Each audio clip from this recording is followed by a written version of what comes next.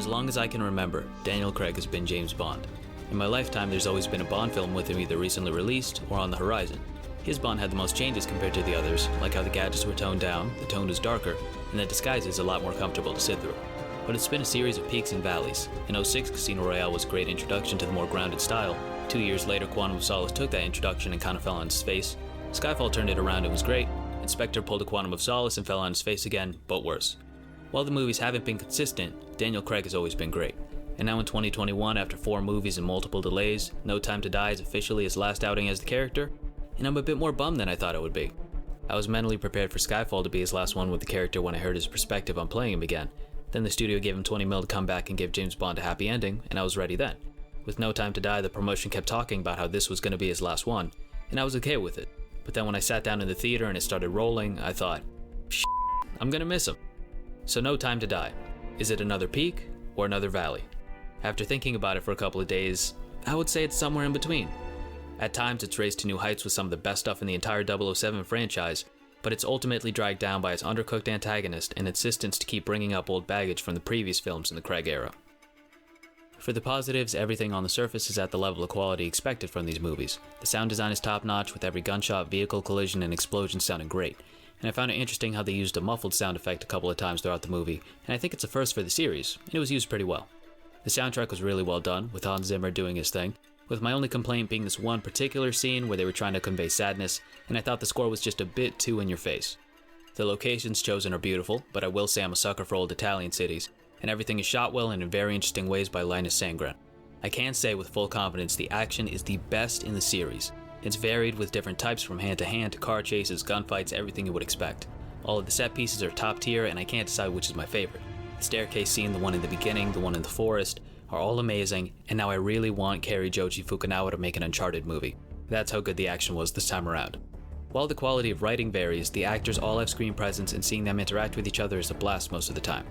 Daniel Craig has been doing this 007 thing for over a decade and the washed 007 thing since Skyfall, so he's more than comfortable in the role. Most of the supporting actors are in good form and do well with what they're given. Lashana Lynch is going to catch some heat for being the new 00, and the writers definitely lean into it with their interactions with James, but she's solid. I'd especially like to name drop Ana de Armas, who aside from being great in everything I've seen her in, is an absolute scene stealer whenever she's on screen. Which isn't a lot, but whatever. Along with Naomi Harris and Ben Whishaw as Moneypenny and Q respectively. I'd gladly pay to just watch an hour and a half of those two characters in Bond just talking in a room. Just phenomenal chemistry. But, and this is where the problems really start and hold No Time to Die back from being the best in the series. Nothing against Léa Seydoux. She can act her heart out and it's shown really well in one of the scenes with the bad guy.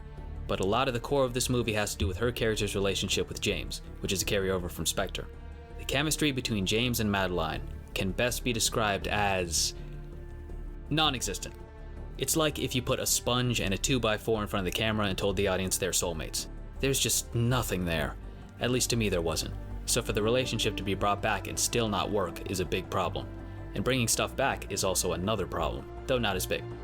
In general, I think the continuity in the Craig era has hurt more than it's helped. And here there isn't as much shoehorning as there is in Spectre, thank God. But the need for characters and elements from previous films to just be here and not do much, like certain side characters or the relationship with Madeline, weighs down the movie. I get it.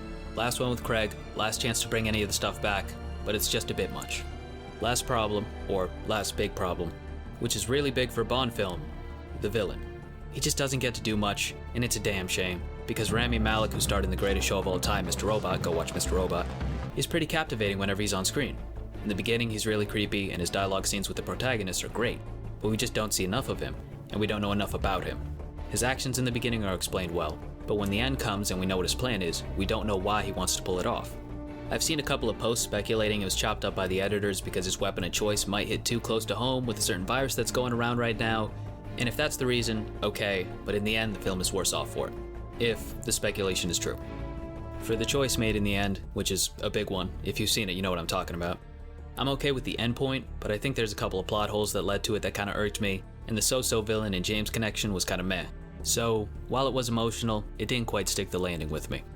Last thing, and it's sort of a nitpick, I won't spoil it with specifics, I'll just plug in different names. Let's say Q gives James an apple. James knows it's an apple, the audience can look at its shape, texture, color, and conclude it is in fact an apple, but Q says it's not an apple. 30 minutes later, Q says, by the way, it's an apple. Yes, Everybody knows it's an Apple Q. What was the point of telling us it's not? It's a small thing, it just kind of annoyed me. So the Craig era of James Bond is over. Not with a bang, not with a whimper, but a sort of, whimpering bang in the end. You know, it's fine. Could have been the best, but wasn't. For Daniel Craig, I wish him luck, and I hope there's at least 4 more Knives Out sequels because the first one was f***ing amazing, and the southern accent is great. For Rami Malek, he doesn't need luck because he was in Mr.Robot, and everybody should go watch it because it's the best. And for the Bond franchise, I'm down for whatever. Light tone, dark tone, brunette, blonde, redhead Bond, don't care. Just please don't bring back the Asian disguise. So that's the video. Thank you for watching, and if you want to see anything in the future, be sure to subscribe here and or follow me on Twitter for updates. I'll finally get around to the Demon's Souls remake. I'm working on it. It's just slow and steady right now. And I might take a look at Venom too. We'll see what happens. Later.